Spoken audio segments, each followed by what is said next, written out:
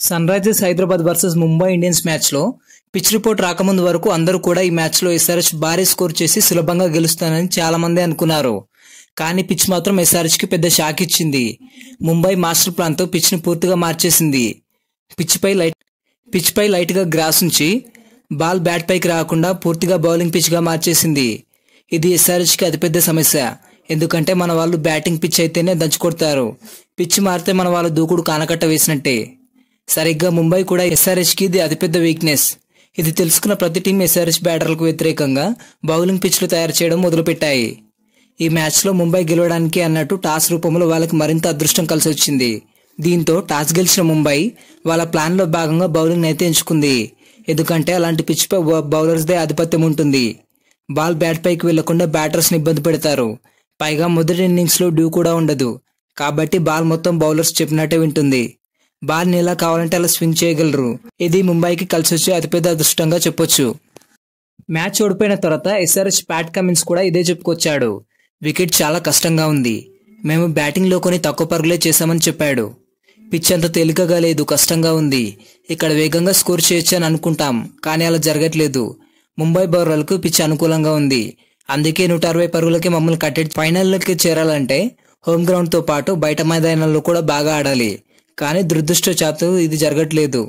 కానీ ఇదే ముంబైతో next match మన హోమ్ గ్రౌండ్ లో ఉంది. అప్పుడు చూసుకుందామని ఎస్ఆర్హెచ్ కెప్టెన్ కమిన్స్ మ్యాచ్ లో ఎస్ఆర్హెచ్ బ్యాటింగ్ చూసుకున్నట్లయితే దూకుడుగా ఆడే ట్రావిస్ హెడ్, అభిషేక్ శర్మలు ఈ మ్యాచ్ లో మాత్రం చాలా ఇబ్బందుల్లో పడ్డారు.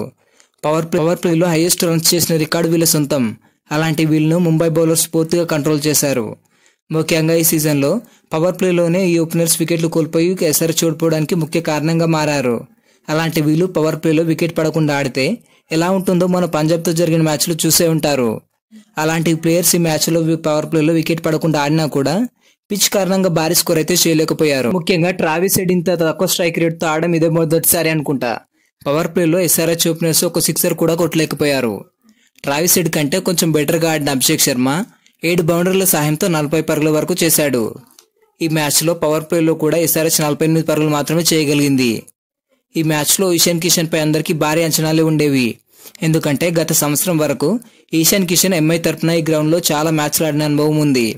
దాన్ని ఉపయోగించుకొని మ్యాచ్లో చెలరేగిపోతాడనుకుంటే మళ్ళీ ఎప్పటిలాగే 2 పరుగులకి అవుట్ అయ్యాడు. ఇకనైనా ఇషాన్ కిషన్ని పక్కన పెట్టి అథర్వ టైడే లేదా టీంలో కొత్తగా వచ్చిన స్మరణ్ని తీసుకుంటే బాగుంటుంది. ఎందుకంటే స్మరణ్ ఇషాన్ కిషన్లా భారీ హిట్టింగ్ చేయగలిగే కెపాసిటీ ఉంది. ఈ సంవత్సరం ఎందుకో గానీ కొత్త ఫ్రాంచైజీలకు మారిన ప్లేయర్స్ వాళ్ళ పాత టీంపై ఎక్కువ స్కోర్ చేయలేకపోతున్నారు. అయ్యర్ అండ్ పంత్ విషయంలో కూడా ఇలానే జరిగింది. ఈ మ్యాచ్లో నితీష్ రెడ్డి ఆటతీరు కూడా ఆకట్టుకోలేకపోయింది. వికెట్ చేతిలో ఉండి కూడా ఎస్ఆర్హెచ్ బ్యాటర్లు బౌండరీలు కూడా కొట్టలేకపోయారు. అలాగే ఈ మ్యాచ్లో ఎస్ఆర్హెచ్ ఒక తప్పు నిర్ణయం కూడా తీసుకుంది. అదే క్లాసెన్ని ముందు పంపించడం. ఈ సీజన్లో క్లాసెన్ నుంచి ఒక బెటర్ నాకు ఇప్పటి వరకు చూడలేదు. పైగా అతను క్రీజ్లో సెట్ అవ్వడానికి చాలా టైం తీసుకుంటున్నాడు. సరిగ్గా ఈ మ్యాచ్లో కూడా ఇదే జరిగింది. మొదట క్లాసెన్ ఓవర్ డాట్ బాల్స్ ఆడడం జరిగింది. మిగతా బ్యాటర్స్ లాగా అతను కూడా కొంచెం స్లోగా ఆడి అవుట్ అయ్యే ముందు మాత్రం దీపక్ చాహర్ బౌలింగ్లో 2 బౌండరీలు 2 సిక్స్లు బాధేశాడు. స్పిన్నర్స్ని బాగా ఆడగలిగే క్లాసెన్ పార్ట్ టైం స్పిన్నర్ అయిన విల్ జాక్స్ బౌలింగ్లో 1 రన్ కూడా చేయలేదు. ఇది అందరికీ విచిత్రాన్ని కలిగించింది. ఈ సీజన్లో క్లాసెన్ కన్నా అనికేత్ వర్మ చాలా బెటర్గా ఆడుతున్నాడు. ఎవరు ఆన్లైన్ సిచ్యువేషన్లో కూడా అతను సిక్స్లతో మూత మోగించిన సందర్భాలు చాలానే ఉన్నాయి. క్లాసెన్ ప్లేస్లో అనికేత్ వర్మను పంపించి ఉంటే ఇంకో 20 నుంచి 30 రన్స్ ఎక్స్ట్రాగా వచ్చి ఉండేవి. ఎందుకంటే అనికేత్ వర్మ నిలబడిన చోటే చాలా పవర్ జనరేట్ చేసి అవలేలుగా సిక్స్లు కొడతాడు. పైగా అతను సెట్ అవ్వడానికి కూడా పెద్దగా టైం తీసుకోడు.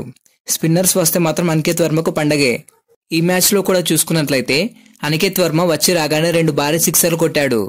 ఇక నుంచి అయినా అనికేత్ వర్మను నంబర్ 4లో పంపించడం మంచిది. అలాగే ఈ మ్యాచ్లో ముంబై బౌలర్స్ అయిన విల్ జాక్స్, హార్దిక్ పాండ్యాలు అద్భుతంగా బౌలింగ్ చేశారు. స్లో బౌన్సర్ వేస్తూ ఎస్ఆర్హెచ్ బ్యాటర్లను సిక్సర్లు కొట్టకుండా ఆడుకున్నారు. వీళ్ళు మాత్రం పక్కా ప్లానింగ్తో ఎస్ఆర్హెచ్ను ఓడించారు. ప్రతి ఓవర్కి ఏ బౌలర్ వేయాలన్నది వెనకాల నుంచి కోచ్ చెప్పడం, వాళ్ళు అనుసరించడం ఇలా అన్నీ కలిసి వచ్చాయి.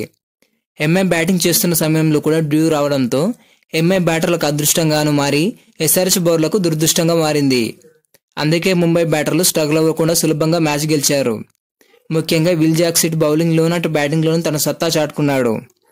ముఖ్యంగా ఈ మ్యాచ్లో కెప్టెన్ ప్యాట్ కమిన్స్ అద్భుతంగా బౌలింగ్ చేశాడు.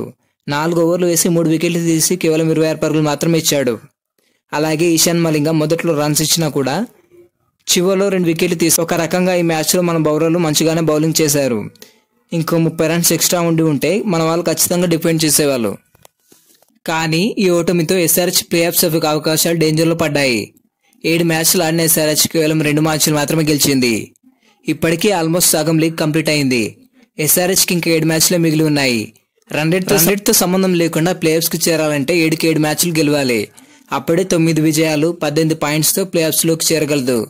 బై ఛాన్స్ 7 మ్యాచ్లు ఒక్కటి ఓడినా కూడా ప్లే ఆఫ్స్ అవకాశాలు చేజారంటే.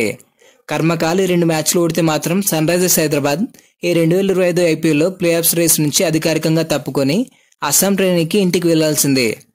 ఇప్పటి నుంచి ఎస్ఆర్హెచ్ అన్ని మ్యాచ్లు గెలిచి ప్లే ఆఫ్స్కి వెళ్తుందా లేదా కమెంట్ చేయండి. ఎస్ఆర్హెచ్కి నెక్స్ట్ మ్యాచ్ కూడా ఎంఐతోనే ఉంది, అది కూడా మన ఉప్పల్లో. ఈ రివెంజ్ మ్యాచ్లో ఎస్ఆర్హెచ్ ఎంఐని ఓడిస్తుందా లేదా కమెంట్ చేయండి. ఈ వీడియో నచ్చినట్లయితే లైక్ చేయండి. మరిన్ని అప్డేట్స్ కోసం మన ఛానల్ని సబ్స్క్రైబ్ చేసుకోండి.